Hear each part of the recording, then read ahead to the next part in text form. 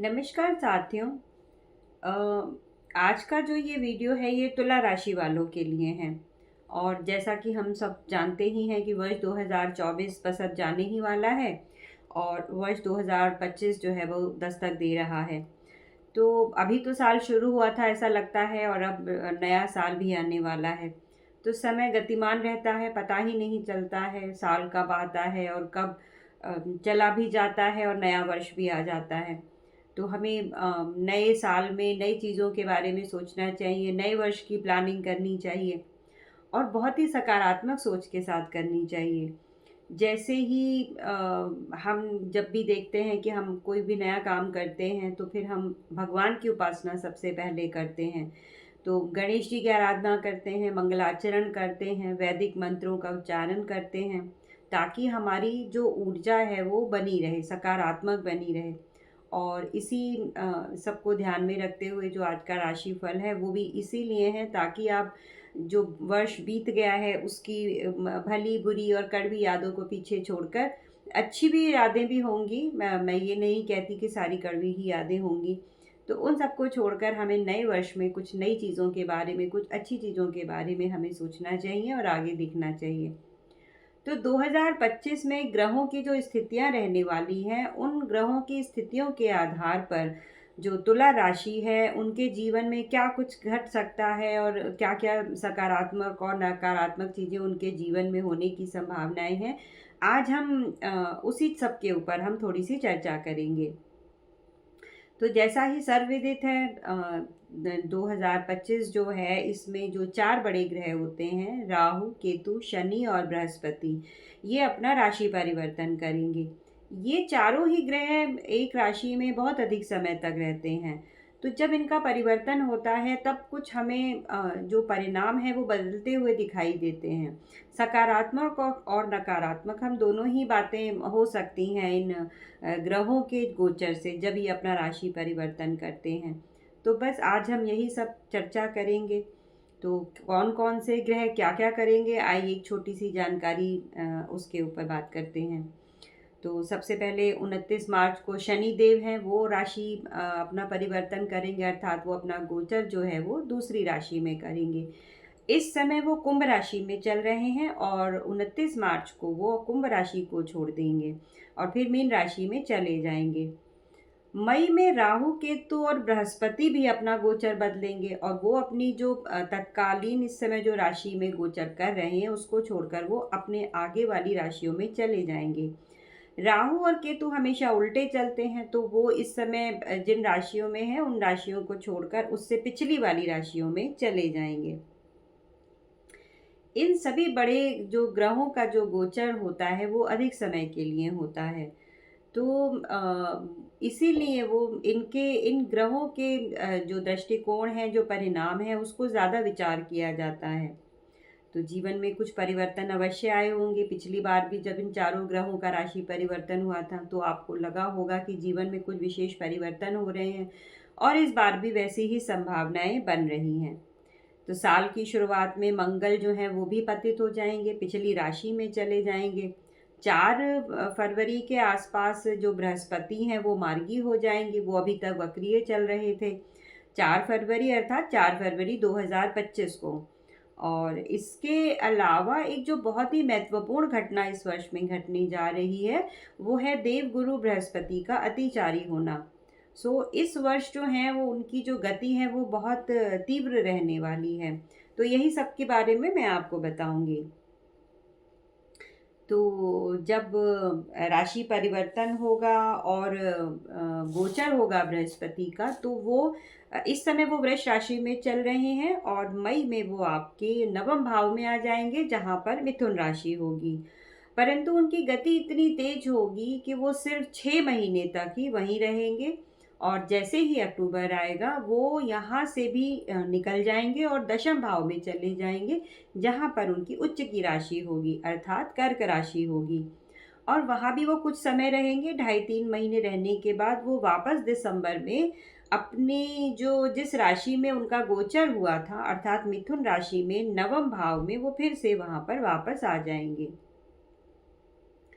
साधारणतः सामान्यतः देवगुरु बृहस्पति एक वर्ष में ही राशि परिवर्तन करते हैं, परंतु इस बार कुछ विशेष है क्योंकि इस बार उनकी गति बहुत तेज है और इसीलिए वो कुछ ना कुछ बदलाव भी साथ में लेकर आएंगे।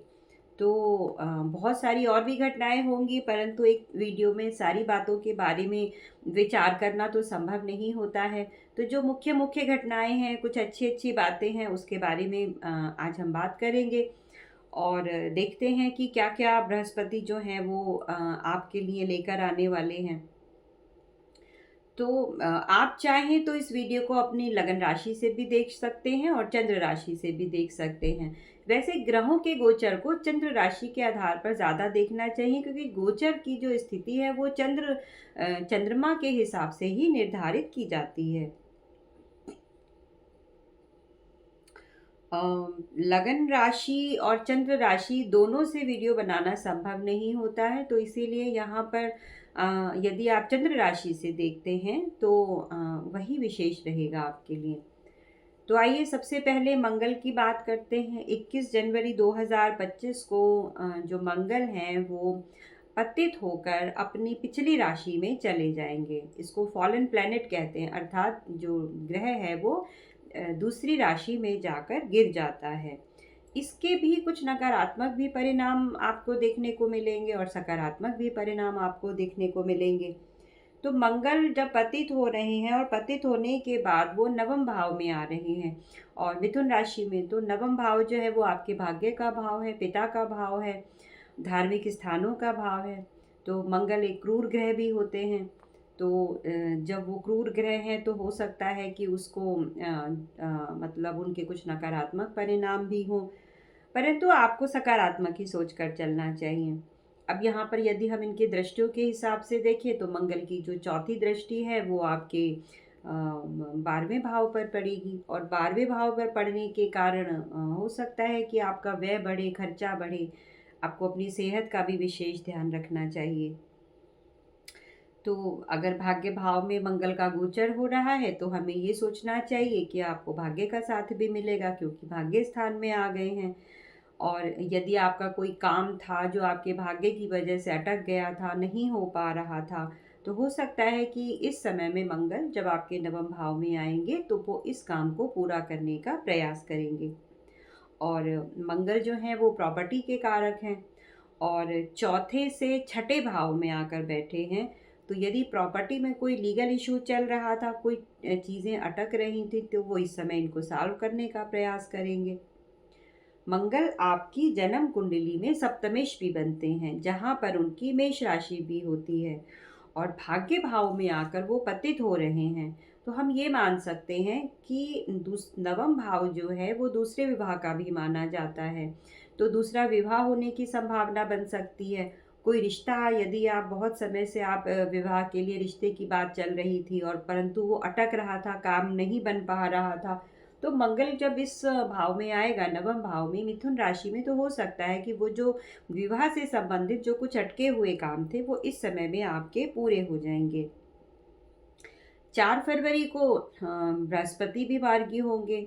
अक्टूबर 2024 में वो वक्रीय हो गए थे और 4 फरवरी को वो मार्गी हो जाएंगे, यानी वो उस समय सीधी गति से चलना शुरू कर देंगे। सबसे पहले तो वो आपके 8वें घर में बैठे हुए हैं, तो जीवन में जो कुछ भी अनस्टेबिलिटी चल रही थी उसको स्टेबल करने का काम करेंगे।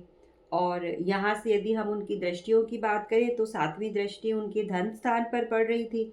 तो धन से संबंधित अगर कोई पैसा था जो अटक रहा था, कुछ काम थे जो पैसे की वजह से अटके हुए थे, आपने कहीं इन्वेस्ट किया हुआ था, उसमें आपको लॉस हो रहे थे, जो काम थे घर से संबंधित या धन से संबंधित उसमें अटकनी थी, तो बृहस्पति यहाँ पर बैठकर वृष राशि 8वें भाव में बैठकर आपके वो काम पूरा करने का प्रयास करेंगे, जब बृहस्पति 4 फरवरी 2025 में मार्गीय हो जाएंगे।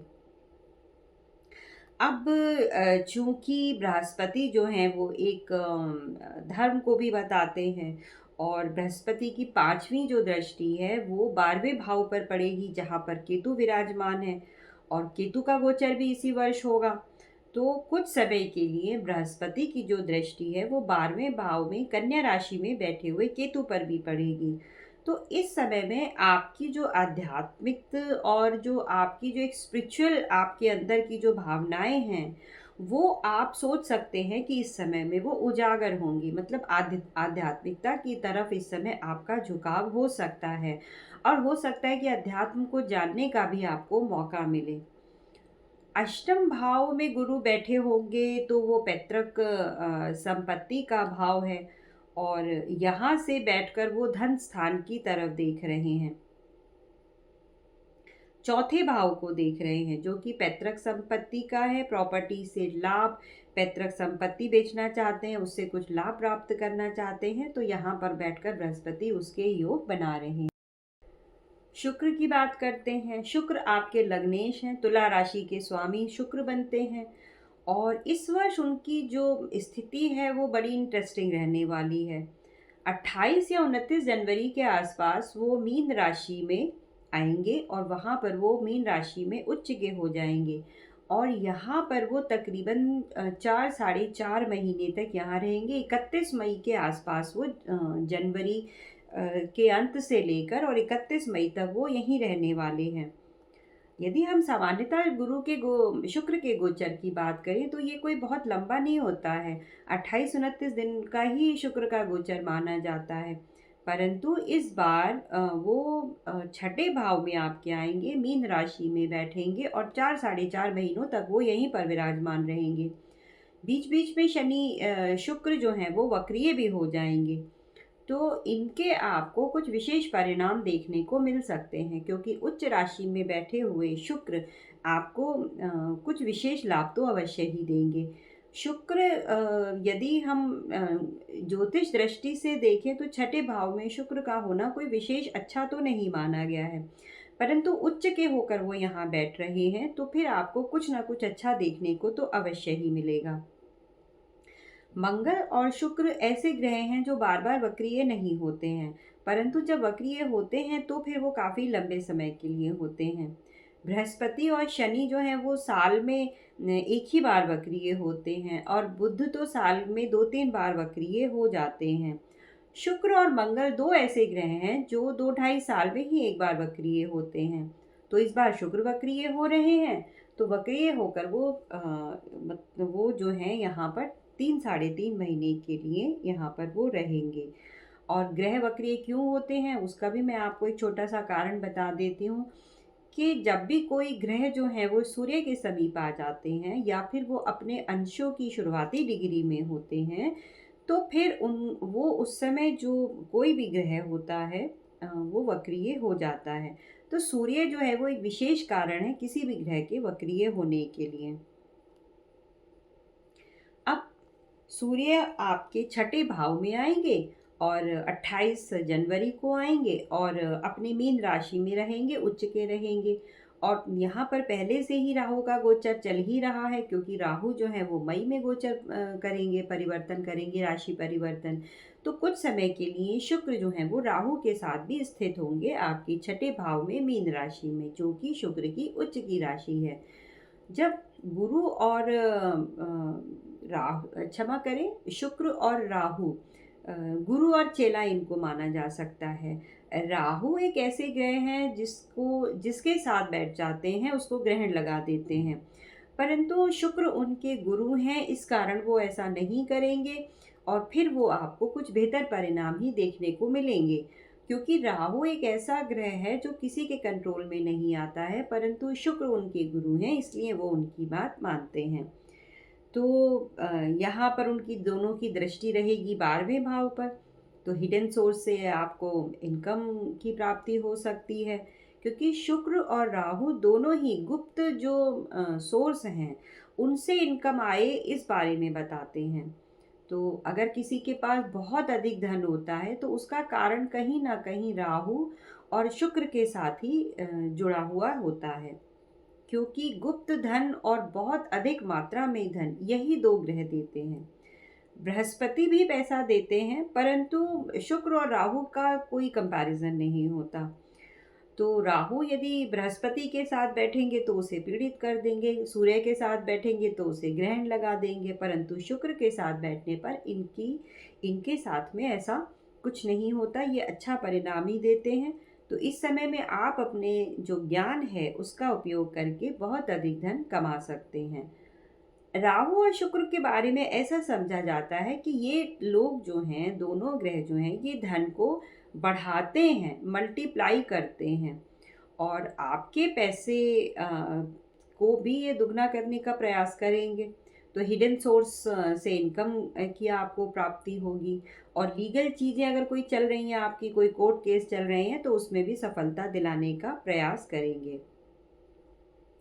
शुक्र इस बार विपरीत राजयोग बना रहे हैं, 8वें घर के स्वामी होकर वो छठे भाव में आकर बैठेंगे। तो जब ये विपरीत राजयोग जो होता है, ये कंपटीशन में बहुत आपकी मदद करता है। तो आप इस वर्ष कॉम्पिटिटिव रहेंगे, आपको कंपटीशन में सहायता मिलेगी। वैसे तो लग्नेश का छठे भाव में आना कोई बहुत अच्छा नहीं माना जाता है, इस कारण आपको अपनी सेहत का विशेष ध्यान रखना चाहिए।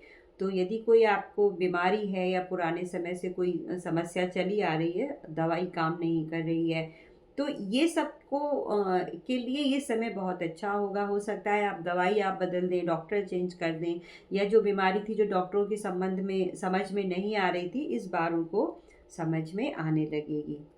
सफलता मिलेगी इस समय, इससे नकारा नहीं जा सकता। एक बड़ी घटना इस वर्ष और घटने वाली है, जब 6 ग्रह जो हैं वो एक ही भाव में आकर बैठेंगे, यानी छठे भाव में, जहाँ पर आपकी मीन राशि है। और शनि का गोचर 29 मार्च को होगा और वो भी आपके छठे भाव में मीन राशि में आ जाएंगे, वो गुरु की राशि है। तो उसी समय 6 और भी ग्रह जो होंगे, उनके साथ वो जो है वो शनि के साथ साथ 6 ग्रह टोटल आपके छठे भाव में आ जाएंगे। राहु और शुक्र पहले से ही यहाँ है, सूर्य, चंद्रमा और बुध भी होंगे और शनि भी होंगे। तो ये 6 ग्रह जो हैं वो एक ही समय में एक ही भाव में आकर बैठ जाएंगे। इसे ग्रह युद्ध कहा जाता है। तो यदि किसी भी भाव में 6 ग्रह एक साथ आकर बैठते हैं तो फिर उसको परिवर्तन का समय माना जाता है। हो सकता है कि कुछ बड़े परिवर्तन आपको देखने को मिले, हो सकता है विश्वव्यापी कुछ ऐसी घटनाएं हैं जो आपको देखने को मिले, कोई युद्ध, या फिर हो सकता है कि विदेश में हो, ज़रूरी नहीं है कि हमारे देश में ही हो। इस तरह की कोई भी घटना आपको देखने को उस समय में मिल सकती है। ओवरऑल हम ऐसा समझ सकते हैं कि कुछ ना कुछ प्रभाव तो ज़रूर ही पड़ेगा। तो इस समय यदि आप किसी भी तरह से सेहत में कोई परेशानी चल रही है तो उसका विशेष आपको ध्यान रखना चाहिए। परंतु छठा भाव उपचय भाव भी है।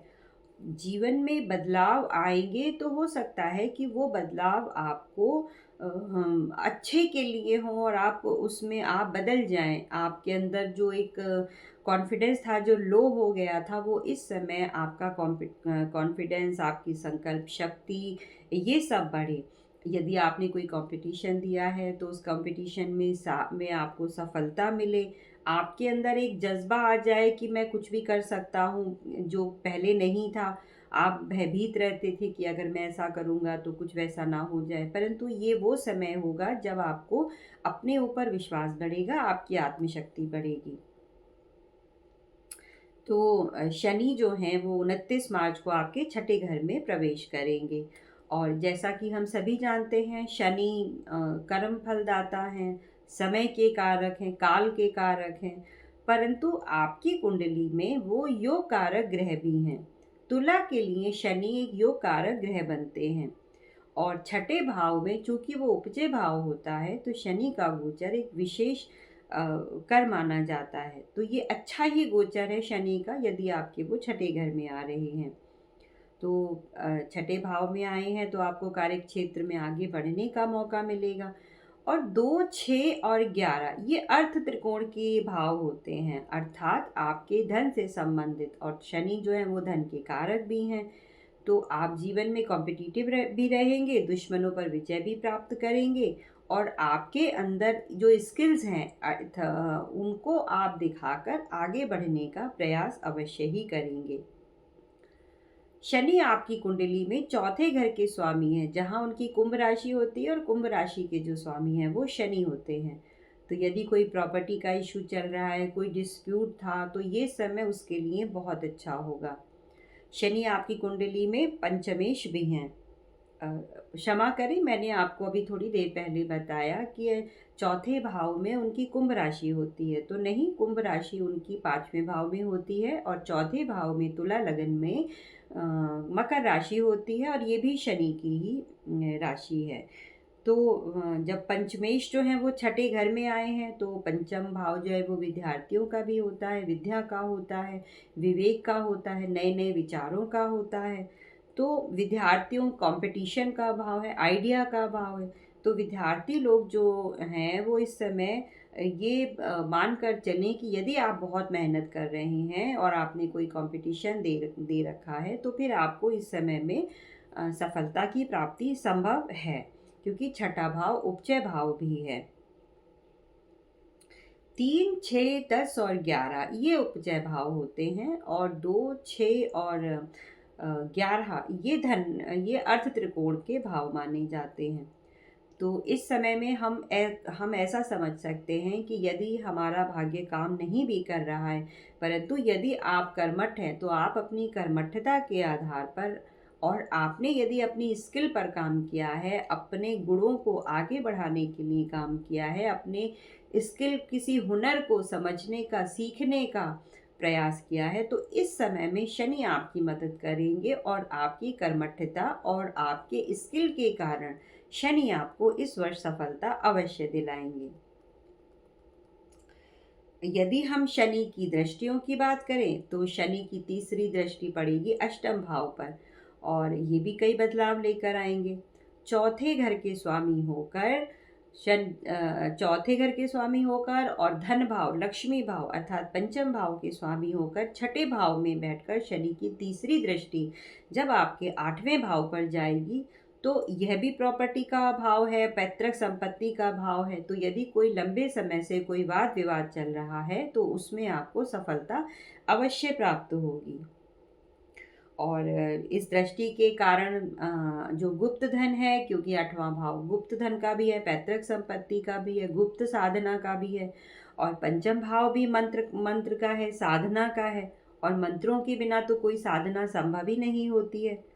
तो इस समय में आप ये सब चीज़ें सीख सकते हैं। कोई पुरानी कोई साधना है जो छूट गई थी, जो आप नहीं कर पाए थे, मंत्र साधना है या उसको आप सीखना चाह रहे थे, ये कोई पैतृक संपत्ति थी, कोई गुप्त धन था, वो इस समय में आपको प्राप्त हो सकता है। मंत्रों के बारे में मैं आपको एक छोटी सी जानकारी अवश्य दूंगी कि मंत्र को सही तरह से उच्चारण करें। गलत तरीके से किए गए मंत्रों का उच्चारण आपको विपरीत परिणाम भी दे सकता है। तो आपको किसी न किसी गुरु की सहायता अवश्य ही लेनी चाहिए, क्योंकि गुरु के बिना मंत्रों की जो जानकारी है, जो उसको उच्चारण करने का तरीका है, तो उसमें समस्या हो सकती है। तो आप कोई ना कोई गुरु अवश्य लें जब भी आप मंत्र साधना करने जा रहे हैं। 8वां भाव रिसर्च का भी है, तो इस समय आपको रिसर्च करने का भी मौका मिल सकता है। शनि की सप्तम दृष्टि पड़ेगी आपके 12वें भाव पर और शनि आपकी जन्म कुंडली के लिए योग कारक ग्रह हैं। 12वें घर को देखेंगे तो विदेश से संबंधित कार्यों में सफलता मिलेगी। चौथे भाव के स्वामी हैं और आप ऑलरेडी विदेश में ही हैं, तो और इमिग्रेशन वगैरह चाहते हैं, पीआर के लिए अप्लाई करना चाहते हैं, तो ये सब चीज़ों में आपको इस समय सफलता मिलेगी। और पंचमेश जब छठे भाव में बैठकर 12वें भाव को देख रहे हैं, तो वीज़ा से संबंधित यदि कोई समस्या है तो वो इस समय सॉल्व हो सकती है। अब पंचम के स्वामी छठे भाव में बैठकर अष्टम भाव को भी दृष्टि दे रहे हैं और 12वें भाव को भी दृष्टि दे रहे हैं और चौथे के भी स्वामी हैं। तो इस तरह से इस समय आपके जो धर्म का त्रिकोण है 4, 8 और 12 ये कनेक्ट हो रहे हैं। तो आपको मोक्ष, ये तीनों ही मोक्ष स्थान माने गए हैं। तो आपको ऐसा संभव है कि लोगों से दूर जाकर आप साधना करें। क्योंकि साधना कभी भी लोगों के बीच में बैठकर नहीं हो सकती, उसके लिए एकांत बहुत ज़रूरी है। मंत्र जाप करना बहुत मुश्किल होता है और मंत्र जाप करना आसान नहीं होता है। तो हो सकता है आपको मंत्र जाप करने का और साधना करने का मौका जो है वो मिलता रहे इस समय में। शनि की 10वीं दृष्टि पड़ेगी आपके तीसरे भाव पर, और तीसरा भाव भी उपचय भाव है, जैसा मैंने आपको थोड़ी देर पहले बताया। छठे भाव में बैठे हुए हैं, तो छठा भाव भी उपचय भाव है, तो दो उपचय भावों का कनेक्शन हो गया। ये बहुत अच्छा है। जो तीसरा भाव है वो स्किल का भी होता है, तो आपका कॉन्फिडेंस भी बढ़ेगा और आप कोई ना कोई नई चीज़ सीखकर कोई स्किल आपकी डेवलप होगी, इससे आपको सफलता अवश्य ही प्राप्त होगी। क्योंकि जो ये वर्तमान समय है, इसमें किसी ना किसी स्किल का होना बहुत ज़रूरी है। अ, तभी आप आगे ही बढ़ सकते हैं। तो स्किल को डेवलप करने का प्रयास करते रहिए और बढ़िया रहेगा फिर ये वर्ष आपके लिए। आइए बृहस्पति की बात करते हैं। बृहस्पति 14 मई को गोचर करेंगे और बृहस्पति गोचर करके आपके अ, नवम भाव में आ जाएंगे, जहां पर उनकी मिथुन राशि होगी। तो ये जो बातें मैं आपको भी थोड़ी देर पहले बता रही थी, ये मैं बता रही थी कि वृष राशि में बैठे हुए बृहस्पति मार्गी होंगे, तब क्या क्या होगा। तो अभी जो है हम बात करेंगे कि जब वो उनका राशि परिवर्तन हो जाएगा और वो मिथुन राशि में नवम भाव में आ जाएंगे, तब क्या होगा। तो बृहस्पति जो है वो इस समय बहुत अतिचारी हैं, इनकी गति बहुत तेज होगी। तो यहाँ पर वो सिर्फ 6 महीने के लिए ही रहेंगे और उसके बाद वो अक्टूबर में उच्च राशि में चले जाएंगे, अपनी कर्क राशि में, जो कि दशम भाव में है। तो परंतु उनकी स्पीड इतनी तेज है कि वो तेजी से भागेंगे। और नवम भाव जो है वो भाग्य का भाव है, तो भाग्य का आपको साथ मिलेगा। भाग्य के बिना तो आगे बढ़ना ही संभव नहीं है। पंचम से पंचम में बैठे होंगे तो विद्यार्थियों को लाभ मिलेगा, भाग्य चमकेगा उनका।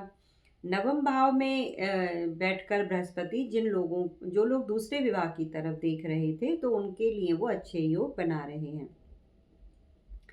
अब बृहस्पति की दृष्टि की बात करते हैं, तो बृहस्पति नवम भाव में बैठकर 5वें दृष्टि से आपके लगन को देखेंगे। और चूंकि वो इस समय उनकी स्पीड बहुत तेज है और वृद्धि के कारक ही हैं बृहस्पति, तो वो आपकी तेजी से भाग्य में वृद्धि करेंगे। तो भाग्य का साथ मिलेगा, तेज गति से मिलेगा।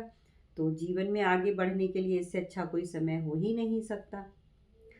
और बृहस्पति जो है वो आपकी जन्म कुंडली में तीसरे और छठे भाव के स्वामी बनते हैं, दोनों ही उपचय भाव हैं। वो खुद ग्रोथ के कारक हैं, भाग्य स्थान में बैठे हैं, अतिचारी हैं, लगन को देख रहे हैं। लगन आप स्वयं हैं, तो सब कुछ लगन पर ही आधारित होता है। और तो आपको जीवन में इस समय सही दिशा देने का मौका मिलेगा। आपका लाइफस्टाइल बढ़ेगा, पैसा बढ़ेगा, भाग्य आपका साथ दे रहा है। और अतिचारी है बृहस्पति, तीसरे घर के स्वामी हैं, तो कॉन्फिडेंस भी वो आपका इस समय में बढ़ाएंगे। तो ओवरऑल अगर मैं देखूं तो 2025 का जो वर्ष है वो अच्छा रहेगा। उनकी जो ग्रह दृष्टियां हैं ग्रहों की इस वर्ष में, और जो अ, उनका जो गोचर है वो ऐसे स्थानों से है कि सभी को सफलता और लाभ मिलने की संभावनाएं ये ग्रह बना रहे हैं। अब 6 महीने वो यहाँ रहेंगे मिथुन राशि में नवम भाव में। और 6 महीने का समय बहुत ज़्यादा है, तो आपको आपके लिए बदलाव का समय है। तो यदि भाग्य बदलना हुआ तो ज़रूर बदलेगा। और अतिचारी ग्रह है तो तेज गति से आपका भाग्य बदलने का काम करेंगे। बृहस्पति की 7वीं दृष्टि आपके तीसरे घर पर पड़ेगी, यानी वहां पर उनकी धनु राशि है। और तीसरा भाव स्किल का है, कॉन्फिडेंस का है, छोटी मोटी यात्राओं का भी है, और नई रिलेशनशिप को बनाने का भी है, नई रिलेशनशिप की शुरुआत करने का है, कुछ महत्वपूर्ण कुछ नया करने का है। तो आप नए निर्णय ले पाएंगे, ऐसे निर्णय जो आप बहुत सालों से सोच रहे थे, जो नहीं ले पा रहे थे, वो इस वर्ष आप लेंगे।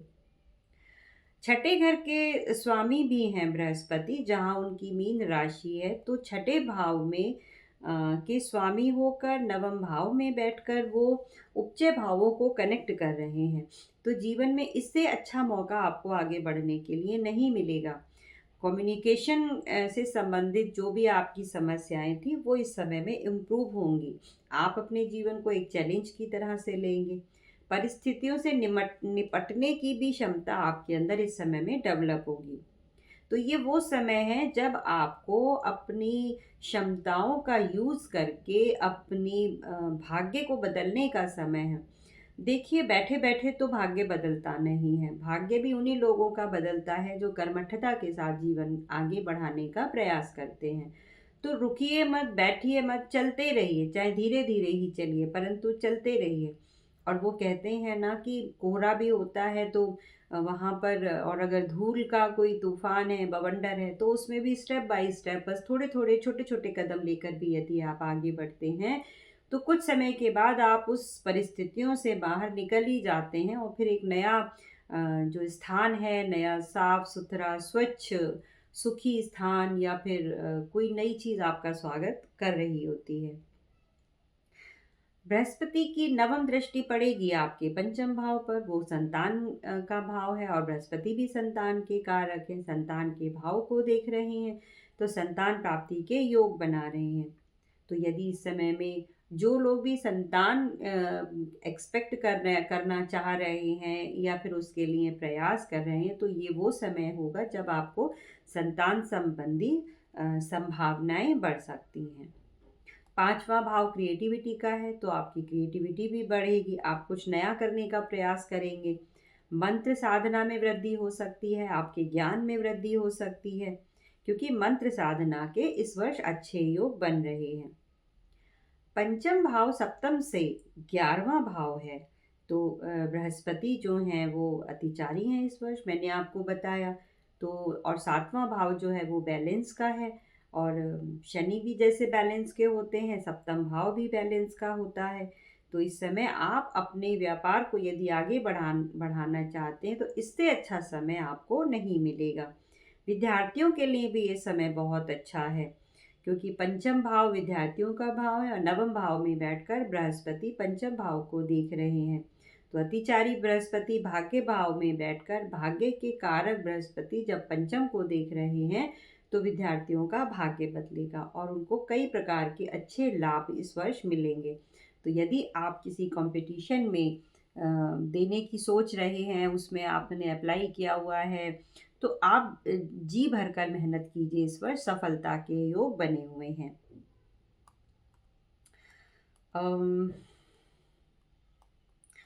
बृहस्पति का प्रभाव हमने देखा कि उनकी जो दृष्टि है वो तीसरे भाव पर है, लेकिन 6 महीनों के लिए ही उनकी ये दृष्टि तीसरे भाव पर रहेगी। और तीसरा भाव जो है उपचय भाव है, मैंने आपको बताया, वो स्ट्रेंथ देता है, कॉन्फिडेंस बढ़ाता है, आपको जीवन में आगे लेकर जाता है। तो यदि आप जो हैं वो यदि इन सब चीज़ों का प्रयोग करेंगे, उपयोग करेंगे, तो आपको लाभ मिलेगा। और तीसरा भाव जो है वो मंगल का भाव माना जाता है, मंगल से प्रभावित भाव माना जाता है। तो जिस समय जो बृहस्पति हैं वो नवम भाव से तीसरी भाव को सातवीं दृष्टि से जब देख रहे होंगे, तो मंगल और बृहस्पति के सम्मिलित प्रयास से कुल दीपक नाम का योग भी बनता है। यानी आप इस समय में कुछ ऐसा कर सकते हैं जब आप अपने कुल का नाम आगे बढ़ाएंगे। ये सब मैं आपको इसलिए बता रही हूँ ताकि ये सब सुनकर कि आपके अंदर इतनी अच्छी-अच्छी संभावनाएँ इस समय में डेवलप हो रही हैं, तो क्यों ना आप इस समय का भरपूर इस्तेमाल करें, प्रयोग करें और आप नई सफलताओं के आयाम को छुएँ। तो ये आपके जीवन में चमकने का समय है, नाम कमाने का समय है, प्रसिद्धि, धन, यश कमाने का समय है, तो इसका लाभ आप अवश्य ही आपको उठा लेना चाहिए। तो इससे अच्छा मौका आपको नहीं मिलेगा। और तीसरा भाव जो है वो चौथे से 12वां भाव भी है। तो यदि कोई प्रॉपर्टी सेल करना चाह रहे थे, वो बिक नहीं रही थी, तो ये इस समय ग्रह मिलकर ये प्रॉपर्टी का जो काम है वो आप पूरा कर सकते हैं, बेच सकते हैं। ये बड़ा अच्छा इस समय रहेगा। यदि हम राहु केतु की बात करें, तो राहु और केतु भी 18-19 मई के आसपास राशि परिवर्तन करेंगे। राहु जो है वो और केतु दोनों ही उल्टा चलते हैं। तो केतु कन्या राशि को छोड़कर सिंह में चले जाएंगे और राहु मीन राशि को छोड़कर कुंभ राशि में चले जाएंगे। यानी अब इस समय में राहु शनि से पीछे हो जाएंगे। पिछले वर्ष में राहु शनि से आगे थे तो सफलता मिलने में दिक्कत हो रही थी, परंतु ऐसा माना जाता है जब राहु शनि से पीछे होते हैं तो जो जीवन में ऑब्स्टिकल्स होती हैं, जो संघर्ष होते हैं, उनके बेहतर परिणाम मिलने शुरू हो जाते हैं। और राहु और केतु आपको पता ही है वो एक ही राक्षस के दो टुकड़े हैं। सौरभानु नाम का जो राक्षस था, केतु जो है वो बिना धड़ के हैं, यानी नीचे का जो हिस्सा है वो केतु का है, और राहु जो है वो सर है, उनका पास नीचे का हिस्सा नहीं है। और ये दोनों ही ऐसे ग्रह हैं जो पिछले जन्म से हमको जोड़ते हैं।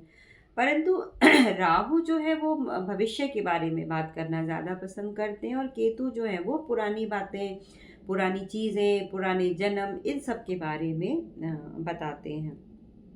परंतु इनका गोचर बहुत महत्वपूर्ण होता है क्योंकि ये भी लंबे समय तक एक राशि में निवास करते हैं। अब आपके ये पंचम भाव में आ जाएंगे जहाँ कुंभ राशि है, और पंचम भाव जो है वो विवेक का है, विचार का है। और राहु जिसका बली हो वो व्यक्ति तो एक उसको तो धन, राजनीति और इन सब में कोई रोक ही नहीं सकता आगे बढ़ने से। वो एक अलग ही प्रकार का लाइफ स्टाइल जीते हैं। तो ऐसा माना भी जाता है कि जिनका राहु बली हो उनका बहुत अच्छा रहता है जीवन में। तो ये पंचम में बैठकर आपकी सोच बदलने का काम करेंगे, आपकी क्रिएटिविटी को बढ़ाएंगे, आपके सोचने समझने का तरीका बदलेंगे, और तरीका बदलने से फिर आपको लाभ भी मिलना शुरू हो जाएगा। तो आपकी सोच बढ़ेगी और बदलेगी भी, दोनों ही काम होगी। अब पंचम भाव सप्तम से 11वां भाव है तो व्यापार में लाभ भी आपको देंगे, जो कि बाकी ग्रह भी दे रहे हैं। पंचम भाव पब्लिशिंग का भी है, तो यदि आप इस समय कुछ लिखना चाहते हैं, कुछ पब्लिश करना चाहते हैं, तो ये बहुत अच्छा समय आप कर सकते हैं। अब राहु की एक दृष्टि नवम भाव पर होगी, क्योंकि राहु की 5वीं, 7वीं और नवम दृष्टि होती है, केतु की भी और बृहस्पति की भी। इन तीनों की 5वीं, 7वीं और नवम दृष्टि मानी जाती है। तो राहु भी वृद्धि के कारक हैं, बृहस्पति भी वृद्धि के कारक हैं। तो भाग्य भाव में बृहस्पति बैठे ही हुए होंगे तो भाग्य की वृद्धि करेंगे 5वीं दृष्टि से, जब वो आपके भाग्य को देखेंगे। और जो स्टूडेंट्स इस समय में विदेश जाना चाहते हैं उच्च शिक्षा के लिए, तो उनको भी विशेष लाभ होगा। और पंचम से पंचम को देखेंगे तो विदेश में जो स्टूडेंट्स रह रहे हैं उनके लिए भी बहुत अच्छा है। राहु की 5वीं दृष्टि पड़ रही है आपके नवम भाव पर, तो नवम भाव में जब दृष्टि पड़ेगी तो दूसरे विवाह के लिए भी अच्छे योग बनाएंगे। बृहस्पति भी नवम में बैठकर दूसरे विवाह के योग बनाएंगे। यदि आप बहुत समय से दूसरे विवाह की तरफ जाना चाह रहे थे, या फिर आपका कुछ था वो अटका हुआ था, पुराना जो पहला विवाह था वो टूट नहीं रहा था, या फिर आप डाइवोर्स के केसेस में फंसे हुए थे, तो उनका सेटलमेंट होने के बाद इस समय में आप दूसरे विवाह के बारे में सोच सकते हैं। ये अच्छा समय रहेगा। राहु और गंगा स्नान कराने के बारे में राहु को माना जाता है। तो राहु पंचम भाव से पंचम भाव में बैठेंगे और 5वीं दृष्टि से नवम को देखेंगे। बृहस्पति वहाँ पहले से ही बैठे हुए हैं, तो ये दोनों मिलकर धार्मिक स्थानों की यात्राएं आपको अवश्य कराएंगे। राहु की नवम दृष्टि पड़ेगी आपके लगन पर भी पड़ेगी। तो राहु को तो हमेशा से अनकन्वेंशनल चीज़ों के बारे में जाना जाता है, जो लीक से हटकर होने वाली बातें हैं उनके बारे में राहु को माना जाता है। तो हो सकता है इस समय में राहु आपको कोई ऐसी सोच दें कि आप कुछ बड़ा करने के बारे में सोच रहे थे, तो वो इस समय में आप कर सकते हैं। जितने भी प्रभावशाली लोग हैं उन सब की कुंडली में राहु बहुत ही ज़्यादा प्रभावशाली होता है, ऐसा माना जाता है, क्योंकि ये हमेशा कुछ हट कर करने की प्रेरणा देता है, विदेशों से लाभ भी देता है। कुछ अनकन्वेंशनल काम आप ऐसा करेंगे जिससे आपको लाभ मिलेगा। यदि केतु की बात करें तो केतु हैं वो आपके 11वें भाव में आ जाएंगे, जहाँ पर सिंह राशि होगी, और केतु लाभ के भाव में आ जाएंगे, और अपनी जो 7वीं दृष्टि है वो पंचम भाव पर डालेंगे। तो आप भी लाभ के भाव में जब केतु बैठेंगे तो उस समय ये भी आपको कुछ अलग करने का रास्ता दिखाएंगे। यहाँ पर बैठकर केतु आपको इनकम के सोर्स बदलते हुए दिखाई दे रहे हैं। हो सकता है आप जॉब में थे, बिजनेस में आना चाहते थे, या बिजनेस में थे, आप जॉब में आना चाह रहे थे और बहुत समय से ना आपको कोई मार्ग मिल रहा था, ना आपको कोई समय मिल रहा था। तो फिर ये वो समय होगा जब आप अपनी प्रोफाइल चेंज कर सकते हैं। केतु आईटी से जुड़ा हुआ ग्रह माना जाता है, और तो जो लोग आईटी सेक्टर में काम कर रहे हैं उनके लिए ये समय जो है वो बदलाव का समय हो सकता है, कुछ बेहतर परिणाम देने का समय हो सकता है। टेक्निकल फील्ड में जुड़े हुए लोगों के लिए ये समय बहुत अच्छा होगा, आगे बढ़ने का आपको मौका मिलेगा। कुछ प्रैक्टिकल नॉलेज भी आपको देंगे, क्योंकि केतु को हमेशा सूक्ष्मता के बारे में जाना जाता है। तो आप कुछ ऐसी सूक्ष्म चीज़ों को जानने का, समझने का और सीखने का प्रयास करेंगे जिसके द्वारा आप आगे चलकर धन कमा सकते हैं। अ, तो आप कुछ ऐसा करेंगे जब आपको लॉन्ग टर्म में आपको पैसा कमाने का आपको यहाँ से मदद मिल जाएगी। अब केतु की जो 7वीं दृष्टि है वो 5वें भाव पर भी है। तो जिनका डाइवोर्स नहीं हो रहा था, तलाक लेने में देरी हो रही थी, इस समय में ये वो समय होगा जब आपको तलाक मिल सकता है, और वैवाहिक जीवन में जो कष्ट थे उनको ख़त्म करने का मौका मिलेगा। व्यापार में चेंज हो सकते हैं, व्यापार को चेंज करने का आपको इस समय में मौका मिलेगा। पब्लिक इमेज को चेंज करने का भी मौका मिलेगा। केतु की 5वीं दृष्टि पड़ेगी आपके तीसरे भाव पर, और तीसरा भाव जो है वो स्किल का है, और केतु को मंगल का माना जाता है। ऐसा कहा जाता है कि कुजवत केतु, शनिवत राहु और कुजवत केतु। और ये तो मंगल को भी स्किल के लिए जाना जाता है। तो हो सकता है कि कुछ हाथों से जुड़ी हुई स्किल वो आप सीखने का प्रयास करें, जैसे खाना बनाना है, शिल्पकारिता है, इक्विपमेंट को यूज़ करना है, मशीनरी यूज़ करना है, ड्राइविंग करना है। तो ये सब काम आपको मंगल और केतु इस समय सिखाने का काम करेंगे।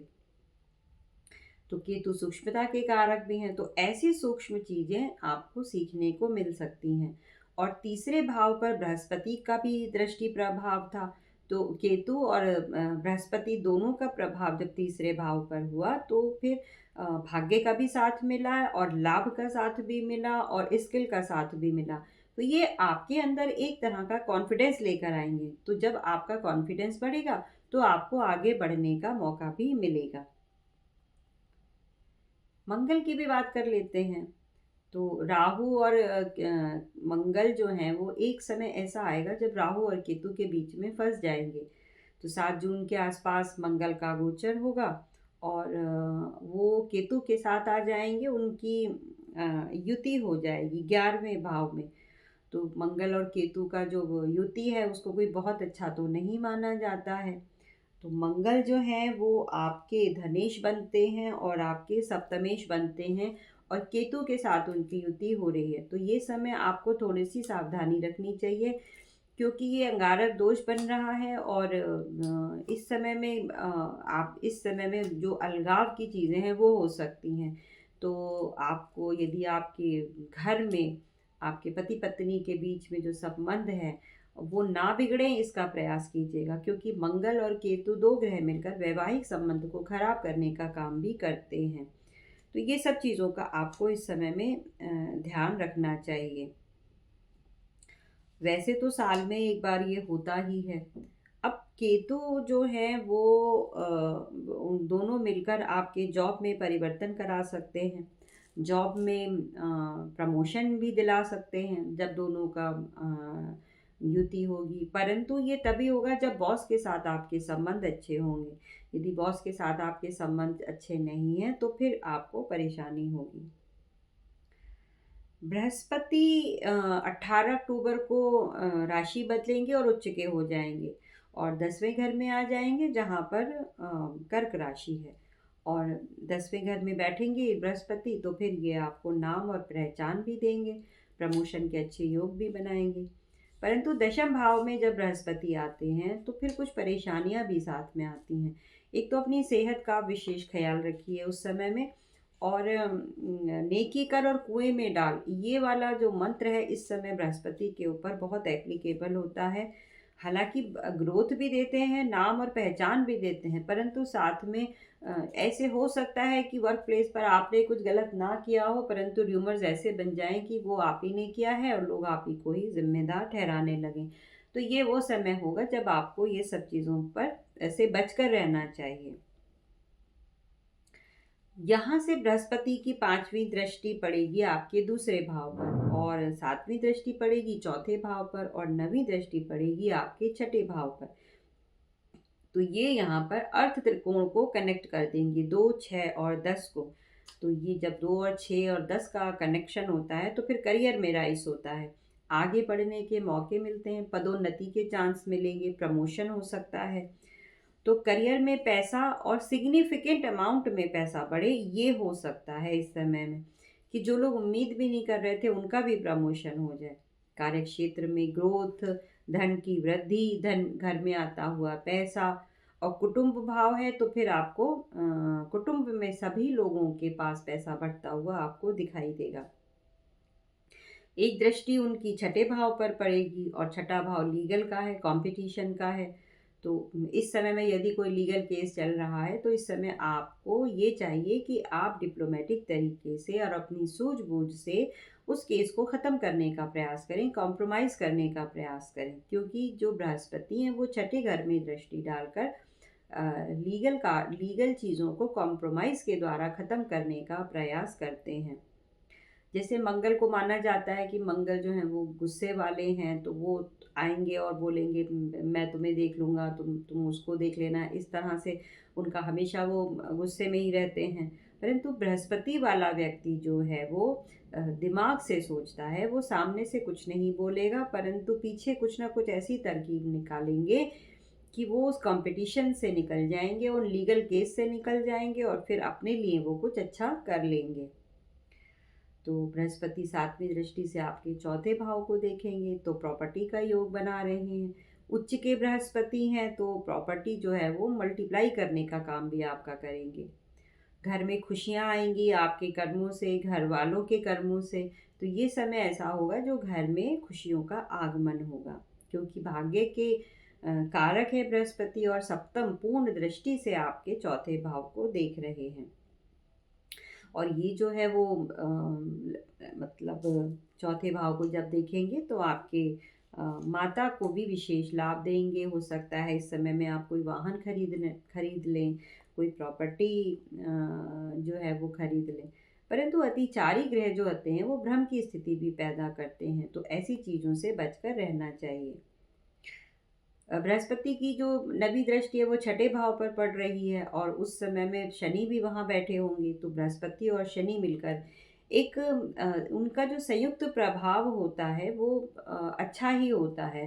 हालांकि इसे एक दोष की तरह भी देखा जाता है जब बृहस्पति और गुरु साथ साथ होते हैं, परंतु आपके कार्यों में सफलता दिलाने से ये आपको नहीं रोकते हैं। और छठा भाव रोग ऋण और शत्रु का भी है। और शनि जो है जब वहाँ पर बैठेंगे तो हो सकता है आपको कुछ बीमारियों की तरफ आपका जो है वो बीमारी हो सकती है। लेकिन बीमारी अगर है तो उसका इलाज भी ये आपको ज़रूर दिलाएंगे। तो कभी कभी ऐसे होता है कि जब पता ही नहीं चलता है कि क्या समस्या है, तो ये वो समय होगा जब आपको अपनी पता चलेगा, डॉक्टर भी होंगे वो भी बता देंगे कि आपको ये बीमारी है तो आप इसका इलाज कर लीजिए। क्योंकि कभी कभी ऐसे होता है कि लंबे समय तक कोई बीमारी होती है और पता ही नहीं चलता है कि क्या बीमारी है, परंतु ये वो समय होगा जब आपको ये सब चीज़ों के बारे में पता चलेगा। कोई बहुत महत्वपूर्ण निर्णय जो आप अब तक नहीं ले पा रहे थे वो इस समय में आप लेंगे। कुछ लॉन्ग पेंडिंग केस थे, कुछ लीगल चीज़ें थी जो नहीं हो इस समय पूरी हो पा रही थी, वो इस समय में ज़रूर होंगी। कोई व्यापार था जिसे आप शुरू करना चाह रहे थे, नहीं कर पा रहे थे, वो इस समय में शुरू हो सकता है। तो ओवरऑल यदि हम देखें तो कार्य व्यापार की दृष्टि से आने वाला समय बहुत अच्छा है। और बस इतना कीजिए कि अपनी सेहत का ध्यान रखिए और ईश्वर का उपासना अवश्य करते रहिए। दुर्गा चालीसा ज़रूर पढ़िए और पुस्तक चाहें तो दुर्गा चालीसा की पुस्तकें आप दान कर सकते हैं। यदि मंदिर जा सकते हैं तो बहुत अच्छी बात है, नहीं तो घर के मंदिर में ही आप ज़रूर पढ़ें दुर्गा चालीसा। अ, शिवलिंग पर जलाभिषेक ज़रूर करें। माँ पार्वती की पूजा करें, शिव की उपासना करें, उन्हें गुलाब जल और गंगा जल मिलाकर उनका अभिषेक करें। गुलाब के पुष्पों की माला उन्हें अर्पित करें और शिव चालीसा, गौरी चालीसा का पाठ आप ज़रूर करें। हो सके तो वृद्धाश्रम में भी जाकर आप दान करें। तो ये सब छोटी-छोटी चीज़ें हैं जो आप करते रहेंगे तो आपके लिए बहुत अच्छा रहेगा आने वाला समय, आने वाला साल। तो ईश्वर से प्रार्थना है कि आने वाला वर्ष आपके जीवन में नई सफलताओं की सफलताएँ लेकर आए, आप जीवन में नए आयाम छुएँ। और इसी शुभकामना के साथ अपनी वीडियो को इस समय मैं यहीं पर समाप्त करती हूँ। आपका दिन शुभ रहे। नमस्कार।